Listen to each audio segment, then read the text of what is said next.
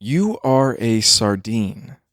You have just fallen through a metal chute into a machine you didn't ask to enter, in a place you don't understand. There is no menu, no tutorial, no explanation. Just the clang of metal, the wet slap of your body against steel, and almost immediately a question. A larger sardine turns to you and asks, "Are you going up or are you going down?" You don't know what's up there, you don't know what's down there. You don't even know what you are yet in any way that matters. But you're going to have to answer. Everyone in this machine already has. This is how Fish is made. A free horror game made by 3 students, playable in about 15 to 20 minutes, and one of the strangest things you can experience in that little time. Before we get into what it means, let's establish what it is, because the premise alone is doing a lot of work. How Fish is Made is a narrative adventure horror game. You play as a sardine trapped inside an industrial machine, something between a factory, a digestive tract, and a fever dream. The controls are minimal, the interactions are minimal. Almost the entire game is you flopping, awkwardly, helplessly, from one cramped chute to the next, encountering other fish along the way. And that's really the whole mechanical loop. Move forward, talk to a fish, listen to what they believe, keep moving. What makes the game work is not complexity, it's restraint. There's exactly one real choice in the entire experience, up or down, and everything else exists to make that choice feel weightier and simultaneously more meaningless with every fish you talk to. Let's walk through it beat by beat, because the order these encounters happen in is not arbitrary. The game is structured like a descent. Literally, since you're falling through a machine, but also thematically, since each encounter strips away a little more of your ability to believe any of this is under control. The First Sardine. This is your introduction to the central mechanic and the central deception. A bigger, presumably older, sardine asks if you're going up or down. It's framed almost casually, like small talk, but it's the question the entire rest of the game will orbit. Not long after, you meet a fish that is completely, almost violently certain that up is correct. It thrashes and proclaims, "The water has it wrong, the flesh has it wrong, everything goes up in the end," with a kind of manic conviction that has nothing to do with evidence and everything to do with need. This fish doesn't know anything more than you.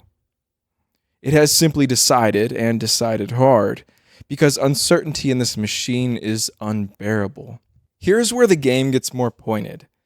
This fish is physically trapped, stuck inside a used condom, an unmistakable image of human waste and pollution, and yet it presents itself as superior to the other fish.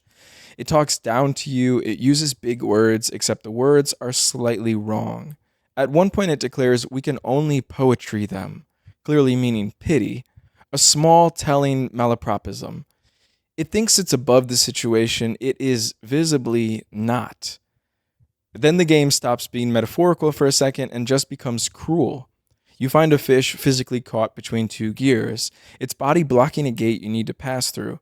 There's no clever solution here, no way to free it. The only way forward is to hit the button, spin the gears, and grind that fish apart to open the gate. The game doesn't ask you if you want to, it just requires it. After the gears, the tunnel gets darker and bloodier, and you meet one of the game's most memorable images, a mute fish with a tongue-eating louse living in its mouth. This is a real parasite. It replaces a fish's tongue and lives there, functioning as the tongue from then on.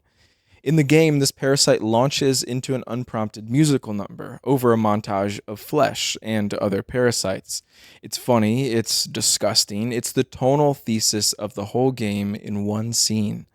Something horrifying, wearing the delivery of something upbeat. From here, the machine stops looking industrial and starts looking like a body.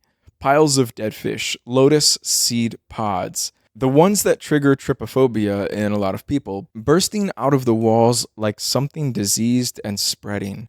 The steel is gone, you're inside something organic now, and it does not feel like progress. Right before the end, a fish tells you the numbers. How many fish before you chose up? How many chose down? It's presented like information that should help you decide.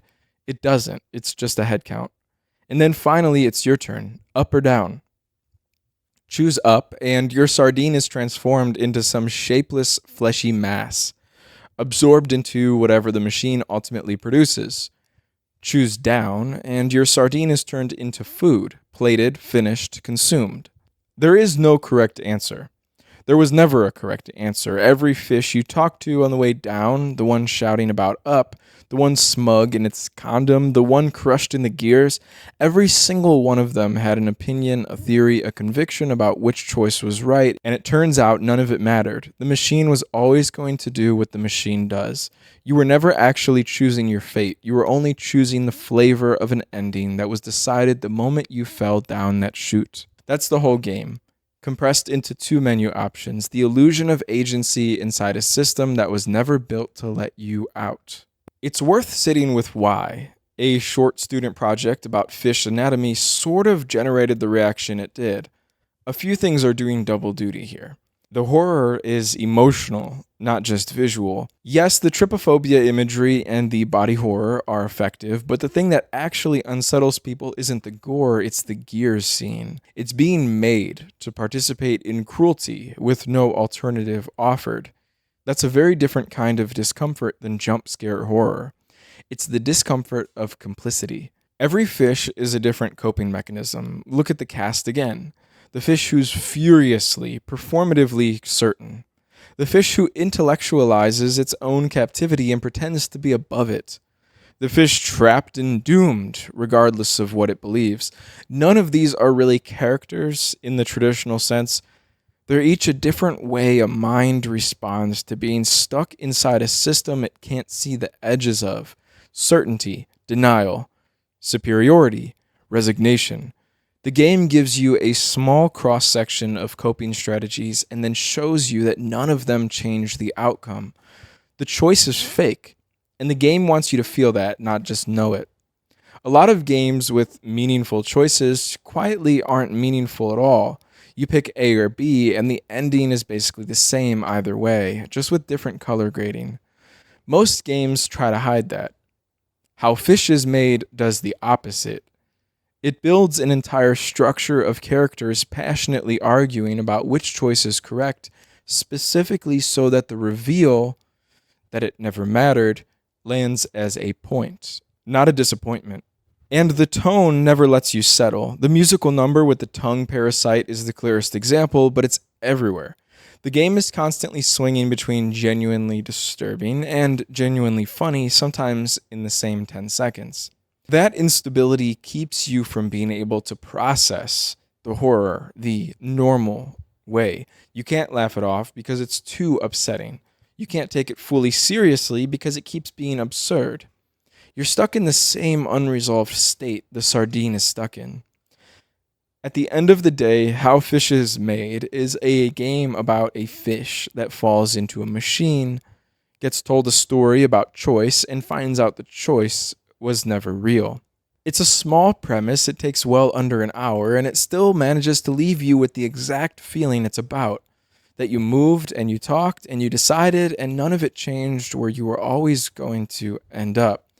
Whether you read that as being about capitalism, about mortality, about the systems we're all born into and can't step outside of, or just about what it feels like to be a small, wet, panicking animal in a very large and indifferent machine. The game doesn't need you to land on one answer. It just needs you to ask the question up or down.